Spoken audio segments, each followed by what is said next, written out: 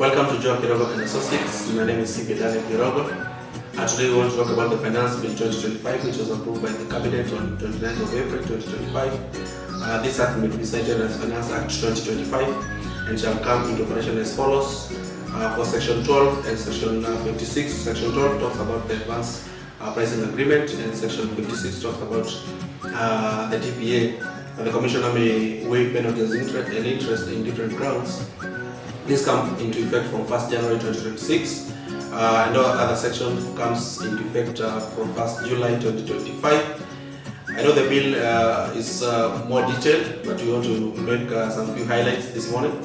And if you need more details, you can go to the Finance Bill 2025 itself and get all details. So we're going to directly to the highlights. Maybe what you can say first is that unless the Finance Bill 2024 or Finance Act 2024, this new bill of 2025, there are no new taxes that are being introduced, and most of these are just alignment of taxation measures on this bill. This bill has an amendment to the income tax, VAT excess duty, and tax procedure act, just to streamline with the current taxation measures. And also this bill, the Finance Bill 2025, allows small businesses to bear the cost of their tools and equipment for the year of purchase. Definitely that one is to support it focuses more on supporting the SMEs. The bill has some few amendments that we want to also go into. Maybe we go to the income tax. The Finance Bill 2025 introduced several important amendments to the income tax aimed at improving the tax compliance and enhancing fairness and closing loopholes. There is an adjustment on the fringe benefit. Because you know about the fringe benefit tax, there is an amendment from the proposal amendment from previous rate of 9% to align it to the corporation tax of 30%.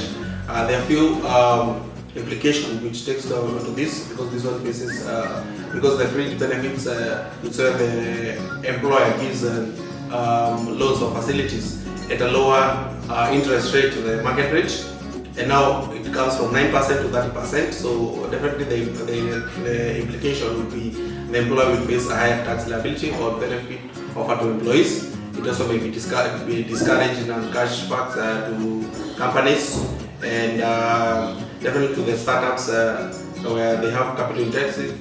This may be not realistic. Amendments to the VAT. I've said that there are no introduction of new taxes, just a few amendments. Like there's an amendment of the VAT refund processing. This one is being extended from 90 days to 120 days. We knew that for a VAT refund, the normal time to process this was taking 90 days. Now it is being proposed to 120 days. And for the audit period for this before you are refunded, the bill seeks to extend this from 120 days to 180 days. Definitely the implication of this is to, the first one is to make sure that business may create cash flow release, so it's not a very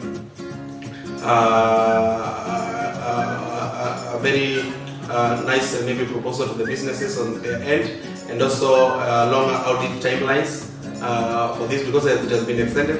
And for the side of KRA, it gives KRA more window to do more audit and maybe check on those refunds, because we know that when this period lapse for 120 days, definitely if your audit has not been completed, the VAT refund becomes effective and you're supposed to be paid. The other thing that we're seeing on this Finance Bill 2025 is how we are carrying out the losses. Initially, the losses will be carried into indefinitely, or if your business is making losses, and definitely you don't pay, definitely will not be paying tax. And now this bill seeks to cap this to a 5 years window, and definitely that makes it a bit difficult to firms that were carrying losses for 10 years or indefinitely. It will be for you to utilize your losses for 5 years, and after lapse of 5 years you cannot utilize that loss. We have seen more focus on the SMEs. We have early mentioned in terms of full deduction of wear and tear of the tools and equipment in the year of purchase. The other thing we've seen in this bill is introduction of the minimum top-up tax. This one has been brought previously, I think 2023 and 2024, and you can see that this is also a proposal that is being put in place again, and to see whether it sails through. And this one is to align the government taxation measure to the global minimum tax rule. We've also seen an introduction that was there in the Finance Bill 2024, and I know that this one will have to bring an apple to the digital content creators, where the bill seeks to introduce a withholding tax to cover income earned by digital content creators and influencers. We can also wait to see the public participation of this group of content creators, how they are going to react on it. We have not seen any introduction of rental income tax. The bill is a bit silent on it. And as we wind up, maybe there are some other obligations that we are being trying to be brought to the book, but they have not been brought to this book. To this bill, we saw the motor vehicle tax being introduced in 24, and even in this bill, there are some insight that it was being tried to be proposed at 2.5%, but a discussion between the president and the lawmakers, and it has been put down. So, in case you want to know more about this bill, and I know we are going to be doing specific now clauses, the VAT as a segment on its own, income tax, CPA, and excess duty.